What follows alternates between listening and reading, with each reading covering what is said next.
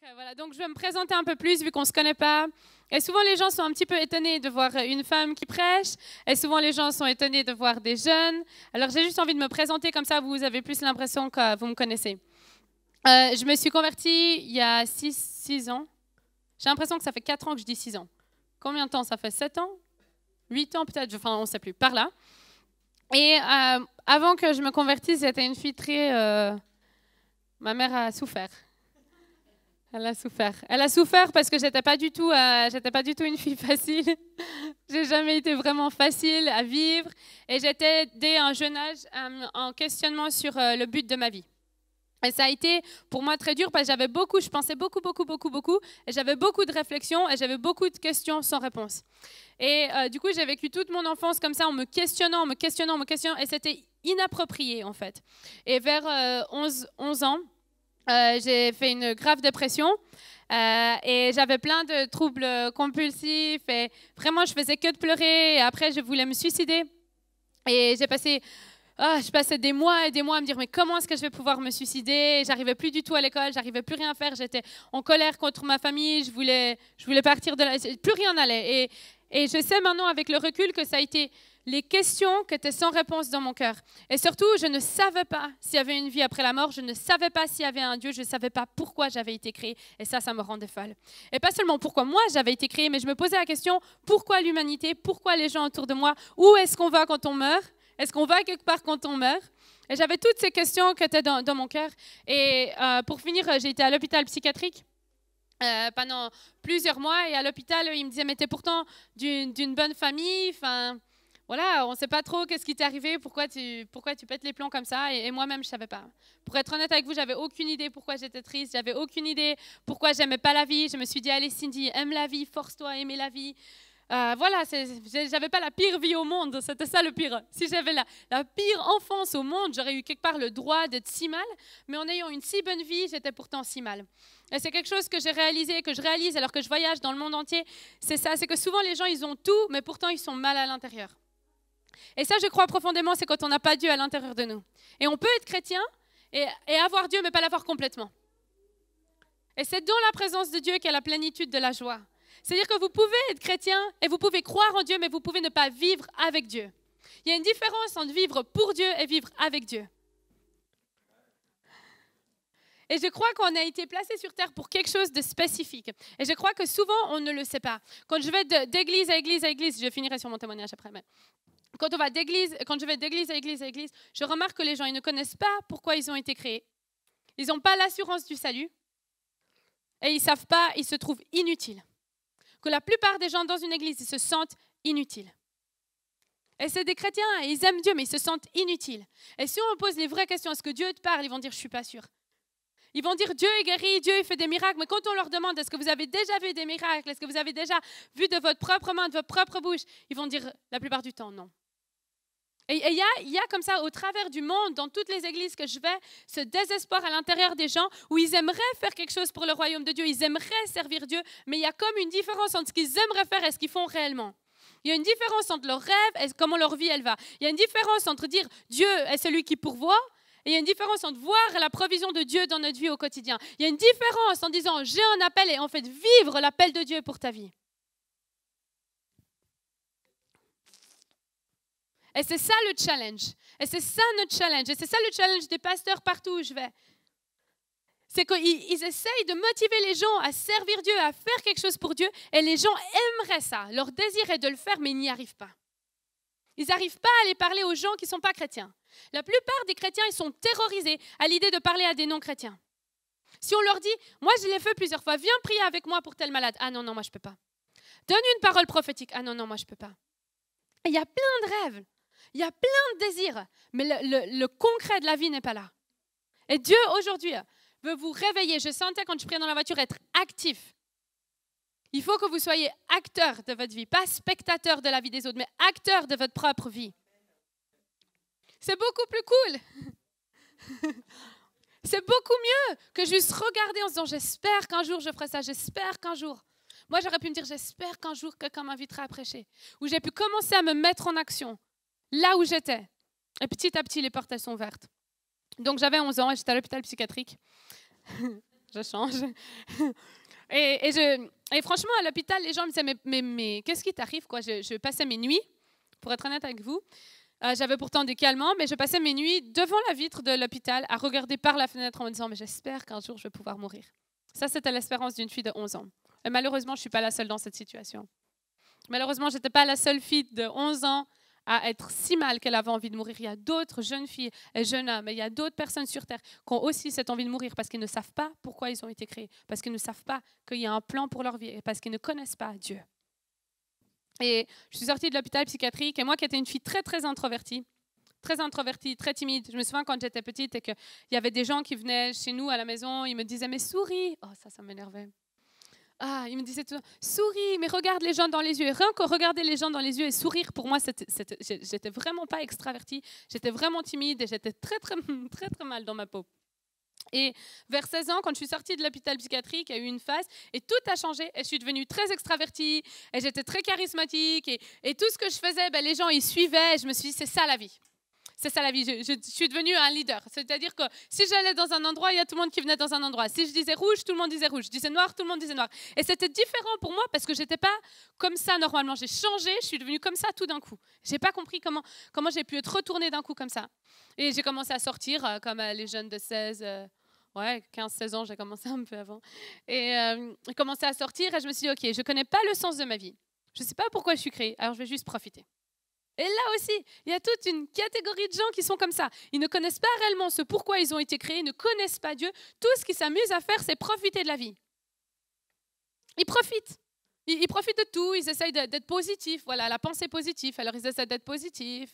Ils essaient de juste profiter de la vie et survivre, comme ça, en évitant les épreuves. Et les gens vont dire, mais sois pas triste, la vie est cool. Vois le côté positif de la vie. Et c'est ce que j'ai fait. Et je n'ai pas très, très bien géré la situation. Et j'ai commencé à boire. Et j'ai buvé beaucoup, beaucoup, beaucoup trop. Et je suis devenue mais vraiment alcoolique. Je ne suis pas devenue à moitié alcoolique, je suis devenue complètement alcoolique. C'est-à-dire que si je ne me réveillais pas et que je n'avais pas de la vodka, j'étais très violente. D'ailleurs, j'étais violente contre ma mère. Très violente contre ma mère. Et j'étais violente contre tout le monde. Et j'ai fait d'autres choses, mais je vais passer. Et quand j'avais... Elle dit, c'est mieux. Et quand j'avais... Non, j'ai des choses que j'aimerais partager. Et quand j'avais 18 ans, je me suis dit, OK, Cindy, soit je partais dans n'importe quelle religion, j'aurais pu complètement être arabe, je ressemble à une arabe, je me suis dit, je vais me mettre dans l'islam. Je mets un voile et on dirait que je suis de... L'autre jour, j'étais au restaurant en France et j'ai demandé je voulais prendre un hamburger. Et j'ai demandé quel genre de viande. C'était une viande séchée que je ne connaissais pas. Et le monsieur dans le restaurant, il m'a dit, mais vous savez, mademoiselle, c'est une question de religion. On peut complètement enlever parce qu'il y a un petit peu de porc. Et j'ai dit, mais je ne suis pas du tout arabe. Donc, si vous posez la question, je ne suis pas arabe, je ne suis pas du Maroc, je ne suis pas algérienne, je ne suis pas non plus latine. Je suis suisse et elle est d'Angola. Voilà. Hein? C'est une Angolaise métisse. Mais bref. Donc, du coup, où j'en étais? Je me suis perdue. À 18 ans. Et je me suis dit, OK, je peux aller dans l'islam, je peux aller avec les bouddhistes, j'avais tout qui s'ouvrait à moi et je ne savais pas où aller. Et je me suis dit comme ça, je me suis dit, je vais donner une chance à Dieu. Mais une. J'avais aucune envie d'être une chrétienne. Je détestais les chrétiens, je les trouvais nuls. Ils disaient que Dieu était puissant, il n'y avait aucune puissance qui les accompagnait. C'est ça, moi, qui me challengeait. C'est que je me disais, vous dites que Dieu est tout puissant, mais votre vie, il n'y a rien de puissant dans votre vie. Il n'y a rien de glorieux dans votre vie. Vous êtes les gens les plus malades que j'ai rencontrés. Vous êtes les gens les moins sûrs de vous que j'ai rencontrés. Vous êtes les gens qui critiquent le plus que j'ai rencontrés. Vous êtes les gens qui vous comparent le plus que j'ai vu. Et je suis censée faire partie de cette bande de personnes. Non, merci. Et vous savez, plein de gens se disent ça. Et c'est pour ça qu'on doit être intègre dans ce qu'on fait et dans ce qu'on est. Et je me suis rendue à cette conférence où il y avait cet homme, Reinhard Bonnke, qui prêchait. Je ne sais pas si certains le connaissent. Et quand je suis arrivée et que j'ai entendu Reinhard Bonnke prêcher, il parlait du feu de Dieu. Et c'est la seule chose que j'ai entendue, c'était le feu de Dieu. Je ne me rappelle pas du tout de sa prédication. Jésus, bien évidemment. Il y avait Jésus à la croix, quelque part. Mais je me rappelle juste du feu de Dieu, du feu de Dieu, du feu de Dieu. Et à l'intérieur de moi, il y a eu quelque chose qui s'est réveillé. Et j'ai dit, OK, je ne sais pas qui est Jésus, je ne sais pas qui est Saint-Esprit, je ne sais pas qui est Dieu, mais j'aime le feu. C'était fou, quoi. C'est comme ça que Dieu, il m'a saisi. Et je me suis dit, OK, c'est ça que je veux. Je voulais que Reinhard Bonnke prie pour moi, ça n'a pas marché. Mais j'ai vraiment voulu donner ma vie à Dieu ce jour-là. Et je suis sortie de cette conférence et j'ai eu vraiment une rencontre avec Dieu. Et à ce moment-là, Dieu, il m'a parlé, j'ai commencé à trembler. La puissance de Dieu est venue sur moi. Je savais que si Dieu me rencontrait, il fallait que ça soit puissant, sinon j'aurais jamais la capacité de marcher pour lui. Et vu que je suis une fille assez extrême, je savais que si ce n'était pas une rencontre vraiment puissante, je n'allais pas y arriver. En fait, j'allais pas croire en lui, j'allais pas avoir envie de parler de lui. Et la puissance de Dieu, elle est descendue sur moi. Je me suis mise à trembler, j'ai commencé à pleurer et j'ai entendu la voix de Dieu pour la première fois. Et il m'a dit que j'irais dans le monde entier, que je prêcherais l'évangile et que les signes, les miracles et les prodiges accompagneront ma vie. Et j'ai entendu ça. Et pour moi, j'ai cru, quoi, c'était un truc de fou. Et il y a eu des gens qui sont venus vers moi et ils ont prophétisé pour moi alors qu'ils ne me connaissaient pas. J'étais par terre, là, en train de vivre mon truc avec Dieu. Et je ne me cachais pas. Moi, je n'avais pas, je suis en train de dire qu'est-ce que les gens pensent. Je voulais être, je voulais que ma vie change. Et là, et ces gens, ils sont venus vers moi, ils ont prophétisé. Ils ont dit, tu n'as jamais su ce pourquoi tu étais sur terre. Et Dieu te dit aujourd'hui que tu as été créé pour prêcher. Et quand j'ai vu ces gens qui m'ont dit ça, ça m'a bouleversée de l'intérieur. Parce que je me suis dit, ils ne pouvaient pas savoir que c'était le cri de mon cœur depuis que j'étais toute petite. Que tout ce que je voulais, c'était savoir, mais pourquoi est-ce que j'ai été créée ? Et c'était Dieu qui a répondu. Et du coup, j'étais tellement reconnaissante que Dieu me dise finalement, mais qu'est-ce que j'allais faire avec ma vie ? Mais qu'est-ce que je vais devenir ? Où est-ce que je vais aller ? Et ça a été clair. Et je suis partie dans les rues, j'ai commencé à prêcher, d'abord à tous mes amis alcooliques et drogués. Et ils ont tous cru que j'avais pris de la drogue. Personne, ils m'ont vraiment pas cru. 5 ans après, ils commencent à se dire, peut-être que Cindy, elle croit vraiment en Dieu. Mais, et j'ai tout de suite vu des signes, des miracles et des prodiges. Et vous savez, Heidi Baker, elle dit que l'amour ressemble à quelque chose. Quand on aime, on fait. L'amour, c'est quelque chose qu'on fait. Si on croit en Dieu, ça montre quelque chose. On va faire quelque chose avec ce qu'on croit. Et du coup, j'ai été dans la rue et moi, je savais qu'on pouvait voir des miracles, qu'on pouvait prophétiser et j'ai commencé tout de suite. Et tout de suite, il y a eu les signes, les miracles et les prodiges. C'était sympa. Et j'allais dans les rues et je voyais les gens qui avaient des cannes et je voyais les gens qui avaient mal à la nuque ou plein de choses. Et je demandais aux gens, je suis chrétienne. Et ça faisait 2-3 semaines que j'étais chrétienne, donc je ne connaissais rien du tout. J'ai dit, voilà, je suis toute nouvelle chrétienne, mais je crois vraiment que Dieu est là. Je crois que Dieu est là. Je crois que Dieu peut faire des miracles. Déjà, je suis chrétienne, c'est déjà un miracle. Et je disais, est-ce que je peux prier pour vous, pour votre problème de jambes, votre problème de dos, votre problème de nuque, peu importe. Là où je voyais des malades, j'allais et je faisais. Et les gens, ils ont commencé à être guéris comme ça. Ils guérissaient. C'était fou, c'était trop bien. Et au fur et à mesure, je me suis dit, il n'y a pas assez de chrétiens dans les églises. Et je me suis dit, si seulement mes amis qui étaient dans la drogue, ils savaient qui était Dieu, ils viendraient ici. Alors je me suis dit, il faut que l'église, elle grandisse. Parce que si les gens ne veulent pas venir, c'est parce qu'ils ne savent pas qui est Dieu. Ça ne leur donne pas envie. Mais je disais, mais moi, qu'est-ce que j'ai rencontré ? Ça va leur donner envie. Je les connaissais. Je savais qu'ils allaient être attirés par ça. Et du coup, voilà, j'ai prêché, j'ai créé des choses. J'ai créé un truc qui s'appelait Fire Coup. Enfin bref. J'ai créé plein de trucs. Et là, c'est là où j'ai commencé à être invitée pour prêcher. J'ai commencé à voyager, j'ai commencé à prêcher. Et je me souviens, au tout début que je prêchais, j'avais 19 ans. Quand j'ai commencé, 18 même. 18 ans. Et j'ai eu plein d'invitations. C'était un truc, voilà. Et mon père était pasteur, donc ça a aidé aussi. Et je me souviens, mes premières invitations, c'était le gros stress. Je me souviens, la première fois que j'ai quitté la Suisse pour aller prêcher, c'est le gros truc. Maintenant, je vais internationalement, je vais partout dans le monde et c'est devenu quelque part. J'ai plus l'habitude de le faire, mais au début, tu stresses, quoi. Tu as envie de répondre à l'appel de Dieu, mais tu as peur des gens, tu n'as pas l'habitude de parler au micro. Quelque part, tu sais que Dieu guérit, mais tu espères quand même que Dieu va faire quelque chose quand tu vas te mettre à prier, parce que sinon, tu vas être mal à l'aise, et tout le monde va être mal à l'aise. Alors, j'arrive là avec ce premier pasteur en France, et voilà, il m'a introduit, comme on introduit normalement quelqu'un, il dit, on a Cindy qui est avec nous, et il commence. Je l'entends, je me décomposais sur mon siège, et je l'entends, il dit, Cindy a vraiment une onction de guérison. Ah, j'hallucinais, quoi. Je me suis sentie trahie. Il disait, Cindy a vraiment une onction de guérison et Cindy après va prier pour les malades et les malades ils vont être guéris. Cindy elle va vous raconter son témoignage. J'avais même pas prévu de faire mon témoignage. Et il commence à dire tout ça. Et moi je me dis, oh Jésus. Alors je commence à prêcher et je laisse le temps passer en me disant, je vais jamais prier pour les malades. Je vais arriver à 40 minutes et j'aurai écroulé tout le temps. Il n'y aura plus le temps de prier pour les malades. Mais j'avais eu, pendant que je priais l'après-midi, j'avais eu une vision dans ma tête où j'avais vu que Dieu voulait rallonger une jambe. Une vision très courte comme ça. Et je savais que dans la salle, il y avait quelqu'un qui avait une jambe plus courte que l'autre. Oh, et je prêche. J'ai mon propre stress. Personne ne voit que je suis stressée, mais je suis paniquée à l'intérieur en me disant, le temps où je vais devoir prier pour les malades va commencer. Le temps où je vais prier pour les malades.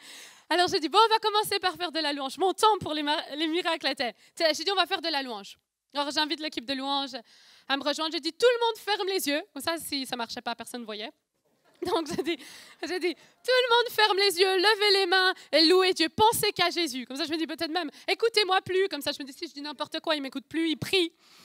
Et tout d'un coup, ah là là, il fallait que je me lance. Vous savez, c'est ce moment où quand il faut y aller, quoi. Ouais, je me dis, bon, Cindy, courage. Et les gens, ils commencent à faire de la louange. Je me dis, on va y arriver. Et tout d'un coup, je dis, je crois qu'il y a quelqu'un. Oh, la panique. Oh, je le sens encore pendant que je parle. J'ai dit, il y a quelqu'un qui a une jambe plus courte que l'autre et Dieu veut rallonger ta jambe. Mais je m'entends dire ça et je me dis dans ma tête, mais si ça marche, oh, c'était terrible. Oh, le stress que j'avais, c'était terrible. Et la fille, pendant la louange, elle se met à pleurer, la présence de Dieu descend, elle se met à pleurer, elle vit le truc à fond. Et je la vois arriver devant, comme ça, elle arrive devant vers moi en disant, c'est moi, j'ai une jambe plus courte que l'autre. Et je me dis, oh, mais elle pleure, elle s'attend vraiment que ça marche, quoi. Heureusement, j'avais un ami qui était avec moi. Du coup, j'appelle mon ami. Je me dis, moi, j'ai pas du tout la foi, quoi. J'ai dit ça parce que j'ai essayé d'obéir, mais j'avais pas du tout la foi. Du coup, je me dis, peut-être mon ami, il a plus la foi que moi. Alors, je appelle mon ami, je lui fais des signes. Tout le monde continue à louer Dieu, fermez les yeux. Tout le monde ferme les yeux, on respecte. Mon Dieu. Et elle est là, elle pleure. Puis là, merci Jésus. Puis elle dit déjà merci à Jésus. J'ai dit, mais attends, je n'ai même pas commencé à prier. Elle dit, merci Jésus, merci Jésus, merci Jésus. Je dis à mon ami, je lui faisais des signes. Je dis, vas-y, tu as intérêt à croire, quoi. Parce que moi, je suis foutue. Je lui disais, allez, vas-y, prie. Donc, on commence. Et moi, je prie. Et donc, elle avait réellement une jambe qui était plus courte que l'autre, mais de beaucoup. Non, franchement, de beaucoup. C'était un petit peu, voilà. Mais bon, là, c'était de beaucoup. Si ça marchait pas, elle repartait en boitant, quoi. Et j'ai l'impression même de parler, ça me met toujours le stress, quoi. Et du coup, je me dis, ah là là là, c'est horrible. Et puis moi, je prie avec les yeux fermés.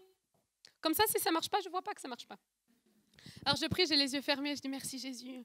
Non, je mets toute mon énergie dans la prière et tout. Et puis mon ami, je lui dis, vas-y, toi prie maintenant. Mais moi, je n'ouvre pas les yeux. Et tout d'un coup, mon ami, il fait, ah! Puis on regarde, sa jambe, elle avait repoussé comme ça. Yes. Et une autre fois, ah mon Dieu, mais j'en ai de ces expériences. Ah, c'était terrible. Une autre fois, j'arrive pour prêcher à San Francisco. Et là, je prêche aux États-Unis, je prêche à San Francisco. Et j'arrive dans une église à des gens, c'était des gens des îles. Je ne sais pas quelle île c'était, mais des gens des îles. Et j'arrive là-bas. Et on me prévient. On me dit, Cindy, ici, ils n'aiment pas les femmes qui prêchent. Ils n'aiment pas du tout les femmes qui prêchent. Et encore moins les jeunes. Et tous les gens qui prêchent, chez nous, on croit qu'on ne doit pas élever un jeune trop vite, sinon ils s'enflent d'orgueil. Donc bon, tu es ici parce qu'on nous a dit de t'inviter, mais pour être honnête, on n'a vraiment pas envie que tu sois là. Le truc, c'était à la louange. J'étais là, mais qu'est-ce que je fous là? Je me casse. Tant pis, ma foi. Je pars, mais je ne pouvais pas partir. Donc je me dis, bon, je reste. Et je vois tout le monde qui m'observe comme ça, trop énervé contre moi. Je pouvais sentir qu'ils ne voulaient pas que je sois là. Mon temps de prêcher. Et enfin là, je me dis, ça va être catastrophique. Et je vais pour commencer à prêcher. Et avant que je commence à prêcher, Dieu me dit, tu prêches pas. D'abord, tu fais les miracles, et après, tu prêches. Oh mon Dieu. Vous avez fait un miracle quand quelqu'un n'attend rien de toi? Elle se dit, Dieu surtout n'utilisera jamais cette nana, le pasteur a pété les plombs. C'est ce que les gens ils disaient, le pasteur il est devenu fou, mais pourquoi est-ce qu'on met cette jeune à prêcher, elle va s'enorgueillir, blablabla. Commencez par le miracle, c'est terrible. C'est juste la chose que vous n'avez pas envie de faire. Vous avez envie de changer l'atmosphère, ou vous ne savez même pas, mais là, vous n'avez pas envie de commencer en disant, on va commencer directement par les miracles aujourd'hui. Et je sens que Dieu dit, allez, vas-y. Et je vois un monsieur à l'arrière, il faisait une grimace, quoi. Il était comme ça. Il me regardait comme ça quand j'étais là. Enchantée, Cindy. Il était comme ça, il me regardait comme ça. Je voyais très bien qu'il ne voulait vraiment pas que je sois là, il ne voulait vraiment pas que je prêche. Et j'ai l'impression que Dieu me dit, c'est lui qui a besoin de guérison. J'ai dit, ah Jésus, ah Jésus. Alors j'ai essayé de contourner, mais je n'arrivais même pas à parler tellement ce n'était pas ce que je devais faire.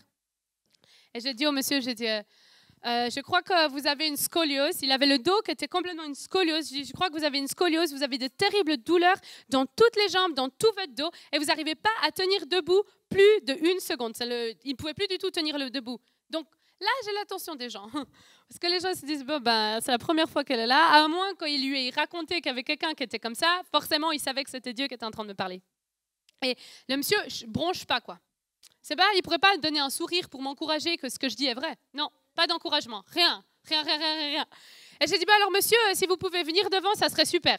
Oh mon Dieu. Je me dis, maintenant je le fais venir devant, si ça ne marche pas, toute l'église verra que ça ne marche pas. Pour finir, il vient devant et je commence à prier pour lui. Et j'ai dit, je sais que vous ne m'aimez pas beaucoup, mais je ne suis pas vraiment là pour que vous m'aimiez, je suis là pour que vous soyez guéris de votre maladie. Et j'ai commencé à prier Et il dit non, non, non, non. J'ai dit, mais essayez, est-ce que ça va mieux? Il dit, non, non. Je dis, monsieur, si vous essayez pas, vous n'allez jamais savoir si vous allez mieux. Et je l'ai pris par la main, j'ai dit, on va marcher. Et je voulais qu'il m'écoute parce que je voulais que ça marche. Je dis, on va marcher. Et alors qu'on commence à marcher, tout d'un coup, ses jambes commencent à avoir plus de mouvement. Il arrive à marcher mieux, il arrive à marcher mieux, il arrive à marcher mieux. Tout d'un coup, je dis, alors on va courir. Il se met à courir. Après, on l'essaye. On la jambe, elle repousse. Complètement guéri. J'ai jamais vu une église qui est changée du tout au tout comme ça. C'est un truc de fou. Et le monsieur qui venait de guérir, alors il avait plus rien. Il a jeté ses cannes, il a tout jeté. Il courait. Puis après, il chantait. Je suis dans la joie. Puis il était là, il chantait. Toute l'église s'est mise à chanter. J'ai pas pu commencer à prêcher, c'était fini. Et à la fin, il est venu vers moi en larmes, en disant « Merci d'avoir prié pour moi, même quand moi, je ne vous aimais pas. » Il a demandé « Merci, et je vais retourner là-bas au mois de novembre. » Mais vous voyez, Dieu veut nous utiliser. Il veut nous utiliser, il veut le faire. Et je raconte ces histoires parce que j'aimerais que vous compreniez le stress que j'ai eu et les barrières que j'ai alors que je veux servir Dieu. Et quand vous allez vouloir servir Dieu, vous allez avoir un rêve dans votre cœur, vous allez avoir une envie de faire quelque chose, ça peut être n'importe quoi. Moi, je voulais voir des miracles, mais votre envie, elle peut être tout autre. Mais à un moment ou un autre, vous allez devoir sortir de votre zone de confort et de vous mettre en action. Vous pouvez être ici, louer. Moi, c'est facile d'être ici, louer au premier rang. C'est le moment où on me donne le micro que les choses passent. Les choses se compliquent des fois. C'est facile de dire, Seigneur, je vais être une prédicatrice. Oh, Seigneur, merci que tu m'as appelé à faire ça, de jamais se mettre en action. Il va falloir un moment ou un autre se dire, ok, je suis jeune, ok, je suis une femme, ok, les gens ne me connaissent pas, certaines personnes ne m'aiment pas, mais j'ai un appel de Dieu, je vais sortir de ma zone de confort et je vais faire ce que Dieu m'a appelé à faire. Quand j'ai prié pour cette jambe, quand j'ai prié pour les sourds et que les sourds ils entendent, que les aveugles ils voient, que les gens, une fois je priais sur Skype, il y avait quelqu'un qui avait un MS, c'est quoi MS? Multiple scoliose, c'est les gens qui se paralysent là, je ne sais pas comment on dit, sclérose en plaques je crois. Et je priais sur Skype pour quelqu'un qui avait la sclérose en plaques, qui s'est levé de son lit et qui a commencé à danser sur Skype. Mais le miraculeux, on ne peut pas le voir juste en étant assis. On est obligé au bout d'un moment de sortir de nous. Et de se dire, ok, ce n'est pas par rapport à moi, ce n'est pas par rapport à comment je me sens. Aussi stressée que je le suis, je vais sortir de ça parce que je crois que Dieu est un Dieu du miracle. Ça ne sert à rien de le chanter, il faut le vivre. Chanter, c'est super. Et j'aime la louange parce qu'on est bien dans la louange. Moi, je suis quelqu'un qui chante beaucoup. Ça va? Elle est envieuse. Là, maintenant, on partage la même chambre, donc j'espère qu'elle supporte ma voix. Mais j'aime chanter, j'aime la louange, mais ce n'est pas suffisant. Je peux avoir les plus grands rêves. Des fois, les gens ils disent « Ok, Cindy, j'ai 25 ans, je prêche depuis que j'ai 19 ans, donc 6 ans, on y est arrivé. » Et les gens disent « Comment ça se fait en 6 ans que tu as réussi à avoir un ministère international ?» Et comment les gens ne comprennent pas comment ça se fait que je suis autant invitée. Une invitation là, une invitation là, une invitation là. Pourquoi? Parce que je sors constamment de ma zone de confort. Je me suis forcée à prendre des risques, à aller au-delà de ce que je pouvais faire. Oui, mon naturel fait que je peux faire ça, mais le surnaturel me rejoint là où le naturel ne va pas. Là où votre naturel va vous bloquer, c'est là où le surnaturel va venir. Et vous pouvez passer votre vie à regarder la vie des autres. Combien de jeunes comme moi ils sont appelés? Et ils peuvent regarder en disant, c'est pas juste, pourquoi c'est Cindy qui est invitée, puis pas nous? Pourquoi c'est Cindy que ça marche avec Cindy, ça marche avec Cindy? Et eux, ils ne le font pas. Mais s'ils savaient le nombre de fois où j'ai eu peur, le nombre de fois où j'avais pas envie de louer, j'ai quand même loué. Le nombre de fois où j'avais pas envie d'aller à l'église et j'ai quand même été à l'église. Le nombre de fois que j'aurais préféré, à mon âge, avoir un copain et vivre ma vie comme toutes les jeunes filles de mon âge. Il y a forcément un prix qu'on va devoir payer pour suivre Dieu, mais ça vaut la peine. Payer un prix pour Dieu, c'est la chose qui va nous coûter. Ça va coûter notre énergie, ça va coûter notre temps. On aura toutes les excuses du monde. Peut-être qu'on va se dire, moi je me disais, je suis trop jeune et je suis une femme. Et en plus, bref, peu importe. Je ne vais pas dire ça. Je suis trop jeune, je suis ceci, je suis cela, je suis trop ceci, je suis pas assez cela. Peut-être vous dites, ok, moi j'arrive pas à parler en public. Moi aussi, j'arrivais pas à parler en public. J'arrive pas à parler en public, et puis j'ai pas les finances, et puis j'ai pas le temps, et puis j'ai pas les moyens, et puis les gens voudront pas m'écouter, et puis j'ai pas le look, puis j'ai pas le charisme, puis on a tout, je suis trop vieux. Et ouais, les gens ils se le disent ça. J'ai passé l'âge, c'est plus de mon âge, c'est beau de voir la jeunesse qui se lève. Eh ouais, ils rigolent parce que c'est vrai.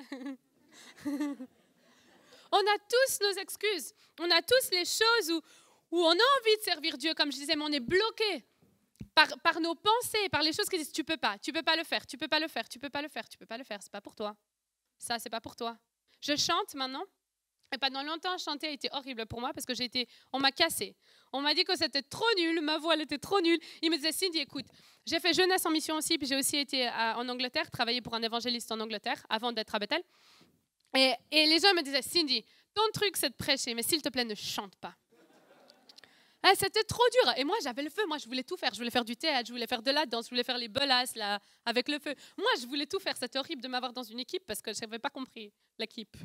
Maintenant, je comprends mieux comment travailler en équipe, mais ça m'a pris du temps. Et je voulais tout faire, mais les gens m'ont dit, chante pas. Et une fois, j'étais à Avignon et on était à une conférence. Et on m'a invité pour faire un temps de ministère. Et Dieu m'a parlé sur certaines personnes qui avaient des conditions physiques dont Dieu voulait guérir. Et il me parle. Et je demande aux gens qui ont les conditions que j'appelle problème à l'épaule, problème ceci, problème cela, diabète, machin. Je leur demande de se lever. Et au moment où je vais pour prier pour la guérison, comme j'ai l'habitude, j'entends Dieu qui me dit chante. Oh, catastrophe, catastrophe.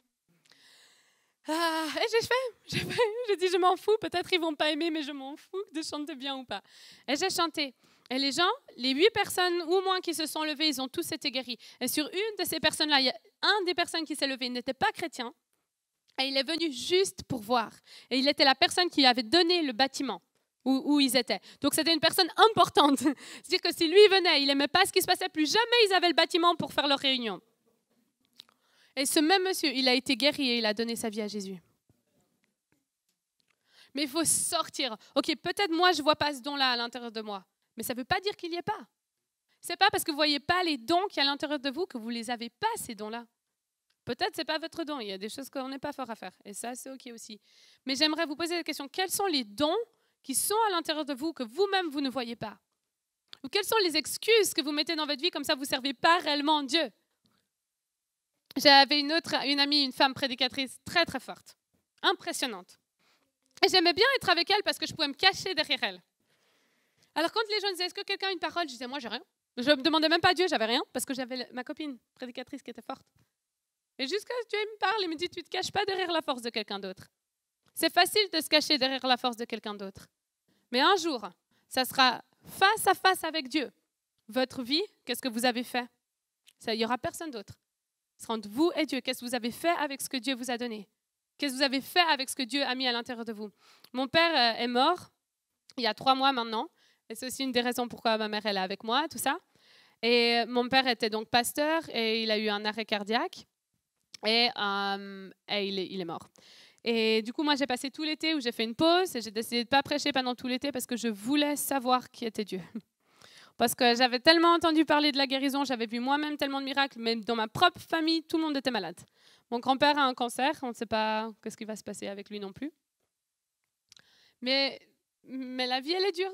Et en voyant mon père mort, j'ai réalisé, ça peut se finir plus vite que ce qu'on pense. Il avait 58 ans, arrêt cardiaque. Et là, j'ai réalisé, j'ai dit, Cindy, il faut te bouger, quoi. Parce qu'un jour ou l'autre, il est parti seul, il n'est pas parti avec nous. Il avait beau nous aimer, il avait beau dire, Cindy va venir prêcher dans mon église, il avait beau...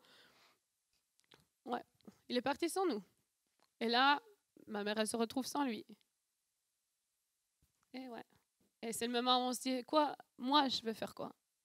Même si ici, vous êtes une église qui est très familiale, et c'est vraiment beau de voir ça. Ça touche. Mais ça va être vous et vous. Vous et Dieu. Et ça s'arrête plus vite que ce qu'on pense. On parlait du jour où je vais me marier dans la voiture. Et je me disais, mon père, hier j'étais à un mariage, je me disais, mon père ne sera pas à mon mariage. Mais j'ai réalisé une chose, c'est qu'on ne sait jamais où la vie elle nous emmène. Et je ne veux pas prêcher la peur, parce qu'on a peur de prêcher comme ça. De nos jours, c'est plus populaire de prêcher comme ça. Mais c'est la réalité. C'est la réalité. C'est ce que vous avez fait avec ce que Dieu vous a donné. Et il y a eu des fois, il a implanté une église, mon père, et ils étaient pasteurs dans une autre église. Et quand il est mort, ça m'a un petit peu énervée. J'étais un petit peu énervée contre l'église. Parce que je me suis dit, il a passé ses dernières années, ses derniers souffles, ses dernières énergies pour aller au culte. Il aurait pu faire autre chose, je me suis dit. Il aurait pu profiter de la vie un petit peu. C'est sûr qu'il ne pensait pas qu'il allait mourir. Il ne nous a pas averti qu'il allait mourir. Ils étaient au restaurant, elle est partie chercher la voiture. Quand elle est revenue, il n'était plus là. Et après, j'ai réalisé, j'ai dit, mais il a quand même donné sa vie à Dieu. Il a quand même servi Dieu. Il a quand même donné sa vie à Dieu. Et moi, j'ai réalisé pour moi-même. J'ai dit, OK, je ne sais pas qu'est-ce qui va m'arriver. Même si je suis une femme de Dieu qui croit en la guérison, je ne sais pas qu'est-ce qui va m'arriver. Vraiment. On s'est battu pour lui. En février, il était à l'hôpital et on s'est battu. J'ai prié comme pas possible. J'ai appelé tous mes amis qui sont dans la guérison, tous les gens que je connais internationalement en disant priez pour lui, priez.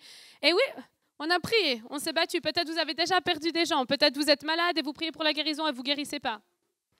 Peut-être les choses, elles ne se passent pas comme vous voulez. Mais au moins, il s'est battu jusqu'au bout. Il y a des fois, il prêchait, il n'arrivait même plus à respirer. J'ai dit, mais il a quand même prêché. Et un des derniers appels téléphoniques que j'ai eu alors que j'étais en Norvège, il m'a dit, Cindy, si tu peux vraiment plus, arrête. Mais si tu peux, vas-y. Et c'était mon avant-dernière discussion, ou même la dernière. L'avant-dernière ou la dernière discussion que j'ai eue avec lui. Qui disait, Cindy, si tu peux plus, arrête. Mais si tu peux, vas-y. Si tu peux vraiment plus, il parlait physique. Si tu peux vraiment plus, arrête. Mais si tu peux, vas-y. Le dernier chant que j'ai chanté à mon père quand on était à l'hôpital, alors qu'on se battait pour qu'il reste en vie, il avait une sorte d'hémorragie, c'était le chant de Laura Hackett qui dit When I see your face, it's going to be worth it. Quand je vais te voir, je sais que ça en valait la peine. Je ne sais pas s'il y en a qui peuvent traduire ça mieux. Mais en gros, ce chant, il dit, même au travers des tribulations et des temps difficiles, je sais que quand je vais voir Jésus, ça en vaudra la peine. Et au travers de tout ce qui nous arrive, au travers des moments difficiles comme des moments simples, je ne suis pas du tout dans un moment facile de ma vie. Et non. Même avec toute ma foi et mon zèle et ceci. Et on traverse tous des temps difficiles, on traverse tous des temps bien. On traverse tous les temps où on dit 2 mots au micro et tout le monde est par terre. On traverse tous des temps où on ne comprend pas pourquoi on ne guérit pas alors qu'on prie. Pourquoi est-ce que les choses n'avancent pas alors qu'on a été tellement fidèles? Pourquoi on va tous les dimanches à l'église et quand même notre vie ne marche pas? Pourquoi notre famille continue toujours à se déchirer alors qu'on est en train de prier pour?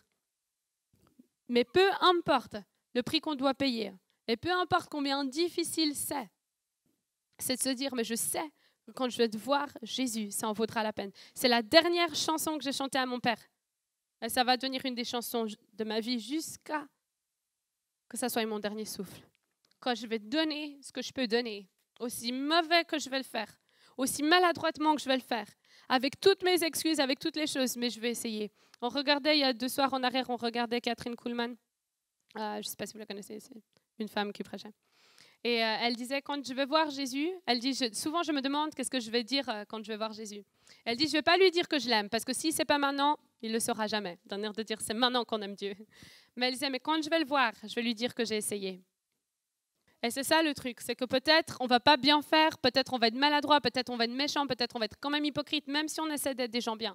Mais dans tous les cas, ce que moi je me suis fixé dans ma vie, avec mes 25 ans, ce que je me suis fixé comme valeur numéro 1, c'est d'essayer de donner mon maximum à Dieu, avec mes qualités, avec mes défauts, avec mes échecs, avec mes peurs, avec mes craintes, avec mes doutes, avec mes complexes. Peu importe ce que j'ai, mon but sur terre, c'est de donner un maximum à Dieu. Et que quand je meurs, on va tous y passer, que quand je meurs, je puisse dire, j'ai donné mon maximum. Ou que les gens qui restent puissent se dire, comme on dit de mon père, au moins la famille Sauvin, elle a essayé. Au moins Cindy, elle a essayé. Elle était peut-être un peu ennuyante, un peu un sale caractère, difficile à comprendre, mais au moins elle a essayé. J'aimerais vous inviter à fermer les yeux, si tu peux venir me rejoindre. On va commencer à prier. Et j'aimerais que dans ces temps de prière, souvent quand on fait les temps de ministère, les gens sont distraits. Ce n'est pas le moment d'être distrait, ce n'est pas le moment de pause. C'est le moment où vous vous retrouvez face à Dieu. Donc j'aimerais que tous les yeux se ferment, on va commencer à louer Dieu. Seigneur Jésus, je te remercie pour ta présence, Seigneur. Et merci parce que tu es ici dans ce lieu.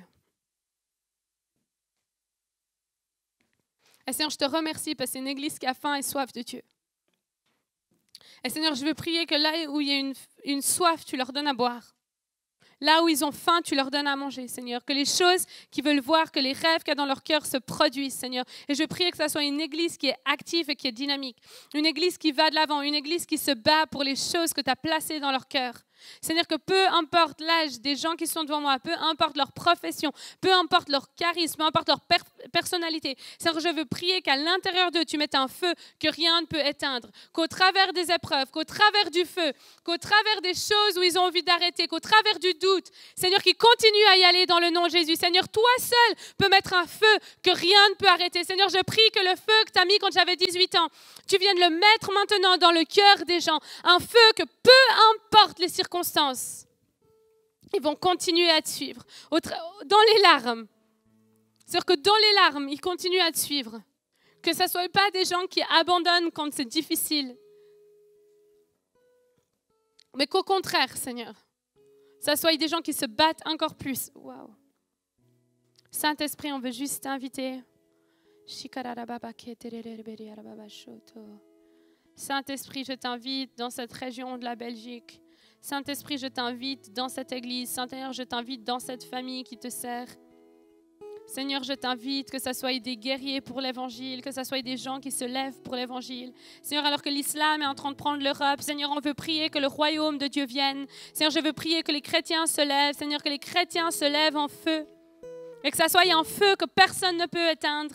Seigneur, que tu viennes mettre quelque chose qui est tellement fort, qui est tellement puissant, que rien ne puisse ébranler. Seigneur, je veux prier que chaque cœur puisse aller au travers du feu, au travers des épreuves, Seigneur, et qu'il ressorte victorieux de l'épreuve. Seigneur, je ne veux pas te prier seulement pour une protection, je veux prier, Seigneur, qui traverse les épreuves. Qui traversent les épreuves, qui se battent dans l'épreuve, qui continuent à prêcher quand ils n'ont plus envie de prêcher, qui chantent quand ils n'ont pas envie de chanter, qui prêchent quand ils n'ont plus envie d'aller dans les rues, Seigneur, qu'ils amènent l'évangile là où les gens détestent l'évangile, qui partent alors qu'ils n'ont pas d'argent, qu'ils aiment alors qu'ils n'ont pas envie d'être aimés.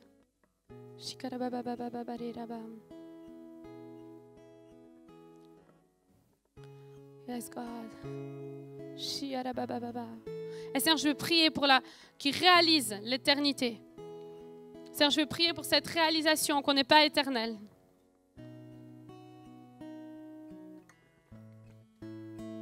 Seigneur, je veux prier que tu mettes l'appel.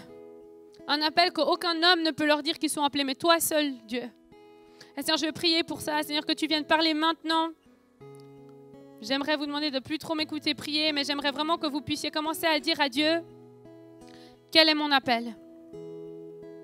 Qu'est-ce que je dois faire? Demandez à Dieu, mais qu'est-ce que je dois faire? Quel est mon appel?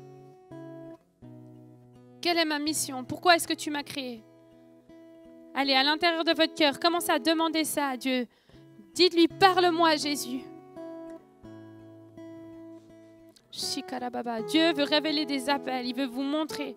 Dans les temps difficiles, c'est l'appel qu'il y a sur notre vie qui nous fait continuer. Dans les temps difficiles, c'est les rêves qui nous font continuer.